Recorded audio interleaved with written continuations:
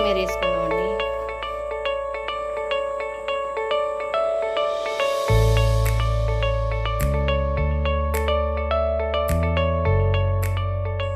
Oil పోసుకోవాలండి.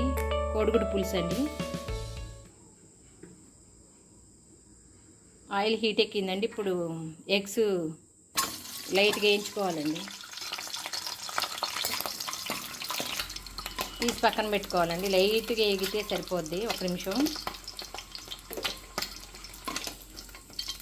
తాలింపు గింజలండి, కరివేపాకు, onions, పచ్చిమిర్చి, పసుపు.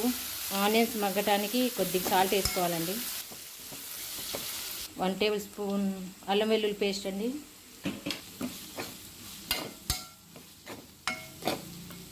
కారం 2 టేబుల్ స్పూన్.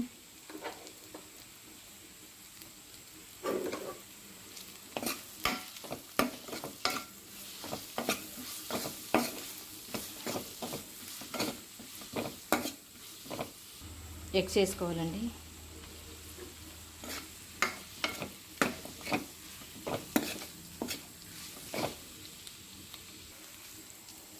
చింతపండు పులుసు పోసుకోవాలండి.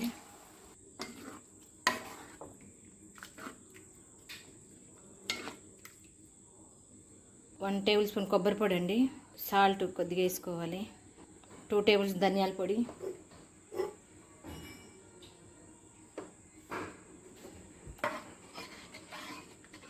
ఇప్పుడు ఒక 5 నిమిషాలు మూత పెట్టుకుందామండి.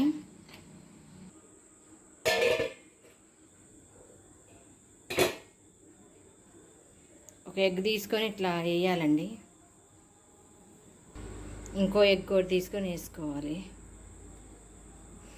ఇప్పుడు మూత పెట్టుకోవాలి. బాయిల్ అవుతూ ఉంటాయి ఎగ్స్. పులుసు అంతా కలిపి ముద్ద చిక్కబడుతుందండి. ఇదిగోండి, అట్లా వేసిన ఎగ్స్ ఇలా ఉడుకుతాయి.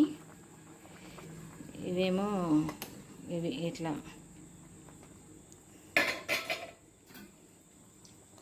కొద్దిగా బియ్యం పిండి అండి వాటర్లో కలిపి పోసుకోవాలి దాన్ని చిక్కదనం కోసం. ఇప్పుడు కొత్తిమీర వేసుకుందామండి.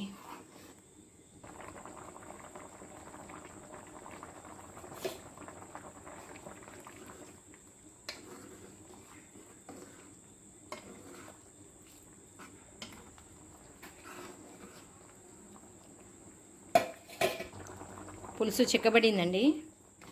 ఇప్పుడు స్టవ్ ఆఫ్ చేసుకుందాం.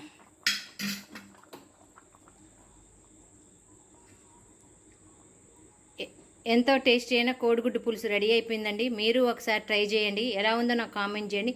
జో రుచి వంటలు సబ్స్క్రైబ్ చేసుకోండి, లైక్ చేయండి, షేర్ చేయండి, కామెంట్ చేయండి. మాస్కులు తప్పక ధరించండి.